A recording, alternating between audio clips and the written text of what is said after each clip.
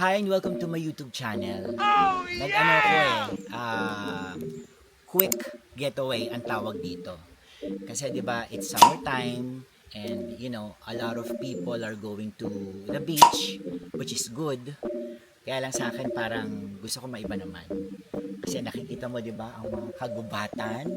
Asan ako ngayon? 'Di ba? Tingnan mo naman. Diba? Ang ganda-ganda, in tune with nature. In tune with nature ako. Andi dito ako ngayon sa El Caballo Falls. Yan, 'di ba? Dito to sa Subic. Madali lang pumunta dito. Tapos pagpunta mo ng El Caballo del Vecho, tapos meron ka madadaanan na trail. Tingnan mo. Yan, ganyan lang siya. Hindi naman siya yung sasabihin mong hike talaga. Yung talagang matindihan hike. Hindi naman. Tapos, pagpunta nyo dito, meron sasalubong sa inyo magandang dilag. Dito tayo ngayon. Si Ana Liza. Tama? Alaysa. Alaysa. So, hello. Say hi sa ating YouTube channel. Hello po. Okay. Ngayon gagawa tayo ng dance step. Dance step. Okay. Ang dance natin, ito lang. 1, 2, 3, boom. 1, 2, 3, boom. Sige. 5, 6, 7, 8. 1, 2, 3, boom. 1, 2, 3, boom. One more time. With feelings, Alaysa ha. With feelings ha. Para sa El Caballo. 5, 6, 7, 8. 1, 2, 3, boom. 1, 2, 3, boom. Alright! Alaysa, so kanina 'di ba sinasabi mo sa akin, eto pinupuntahan na to ng mga tao, 'di ba? Tapos may mga eco tour. Explain mo nga. Opo. Meron po kaming eco tour dito sa mga gusto pong pumunta. May eco tour po kami. Pag-ikot po sa gubat, ituturo po sa inyo ang jungle survival, kung paano magpaapoy sa buho, kainin ng mga pagkain ng katutubo sa gubat na hindi alam ng sa kabayanan. Meron din po kami ditong magluluto po kami sa buho ng kanin at ulam na dala nyo po. Alam niyo ba kung ano yung buho? Explain mo kung ano yung buho. Yung buho po kasi meron po tayo iba-ibang variety po ng buho. May kawayan, may bayog, merong buho po. Ang buho po yung pinakamanipis. Pinakamanipis po yung pinakabalat niya na malaki po ang butas. Yun po ang buho. Doon po kami nagluluto ng kanin at ulam. Diba? So, kakaibang journey ito, kakaibang adventure. Kumaga yung ethnicity, no? Na tinatawag. Tsaka may mga pa-eco tour. So, if you're into nature, why don't you, diba? This is the perfect spot. So, papunta na tayo ngayon sa falls. Kita mo, ito yung bago tayo pumunta, may madadaanan kang ganito. Tapos, nakikita mo mga hipon. Ayun, no? Yung sipit niya, nandun doon, no? Ayun, no? Diba? So, may mga hipon siya. May mga yan, sinasabi mo, dagang? Gagang po. May yung mga alimango. Gagang! Mga alimangong maliliit. Ando doon, no? Tinan mo. Ayun, no? Ayun, no? Dito sa gilid. Ano ibig sabihin ng hindi salanta? Ang ibig sabihin po ng hindi salanta, hindi po siya yung ginagamot yung ilog. Binubulusan po ng mga kung anong gamot para mamatay yung mga hipon. Kami po inaalagaan po namin sila. So kumbaga talagang pinipreserve nyo talaga, walang mga chemical na kung ano man. Kaya nakikita nyo may mga hipon, mga gagang, ganyan.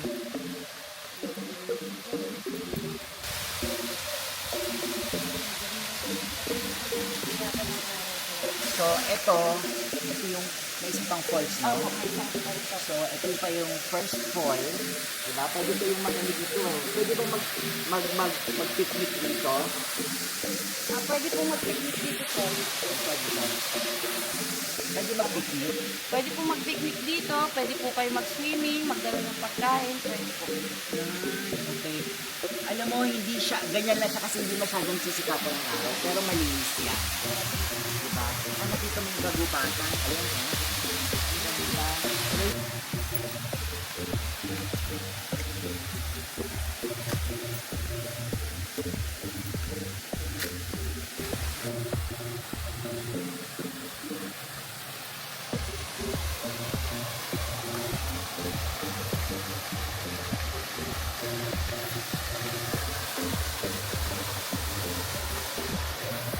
ayan yung isang pool. O, diba? Ang ganda-ganda. Tapos yung kagubatan. Diba? Kalikasan. Ganyan. Alaysa, halika. Wala bang diwata dito? Ay, wala po. Ako lang po nag-iisang diwata. Kita mo? Ang ganda-ganda, good vibes lang talaga. Ang galing nito ni Alaysa. So anyway, ayan yung falls. So, magsiswimming ako. Yan. Okay. Thank you, Alaysa. Ayun. Ayan. So, hindi po pwedeng hindi tayo maligo. Kasi syempre, diba, andito na tayo eh. Gusto ko ma-experience yung falls. Yan. So, I'm sure this will be really cool. Kaya nagdala rin ako ng ganito, ng gagawin. Diba? Kaya, halika na. Merong silang raft. Ito, para just in case dun sa mga magsiswim, pwedeng pumunta doon. Okay?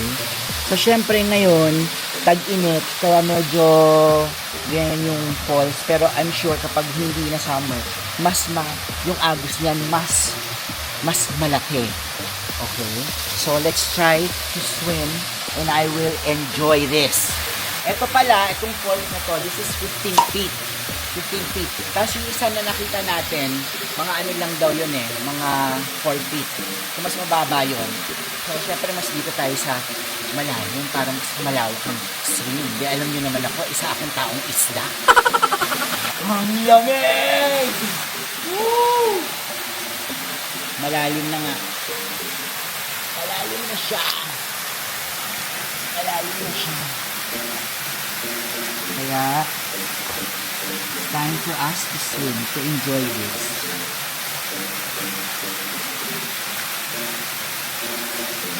Okay.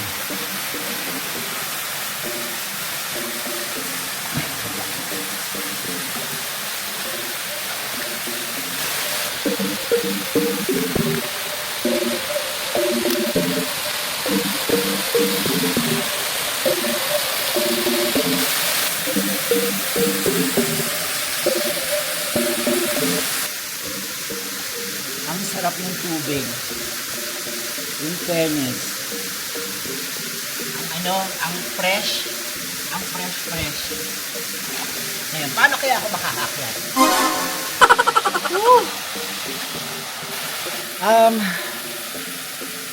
Nag-enjoy ako. Totoo lang. Nag-enjoy ako. This is a quick escape kung tawagin. Diba? Pero you know what? Yung nangyari sa akin ngayon, parang hindi lang quick escape. It's like a reset for me. It's like a reset. Kasi number one, you're in tune with nature. Ang ganda. Diba? Ang swerte ko kasi wala akong masyadong kasabay dito. Dito to sa El Caballo Falls. Okay? So kanina nakita nyo naman si Alaysa, napakabait, di ba? Tapos reset kasi parang may tranquility ka na in-vibe, di ba? So ang lalim no, nagpapaka-deep tayo, pero kasi yun talaga yung yun talaga yung naramdaman ko, para ako nag-reset. Ngayon parang fully recharged ako, ready to fight. Parang ganon pagbalik ko. Anyway, yun lang. Gusto ko lang i-share. So, if you're in Subic, kung gusto nyo mag-nature trip, mag-journey, you know what? Life is a journey and not a destination. So, I guess, this journey is a wonderful one. Diba? So, mag-quick escape kayo, El Caballo Falls. Alright? If you like this video, please follow, share, subscribe. Share with your friends. Diba? Pumunta kayo dito with family, with friends. Kung magjowa kayo, pwede mag-picnic. Pwede nyo anuhin ang nature. Pwede nyo namnamin. I-embrace nyo ang ating kalikasan. Ayan. Diba? So, thank you so much for watching and sana nag-enjoy kayo. God bless all of you.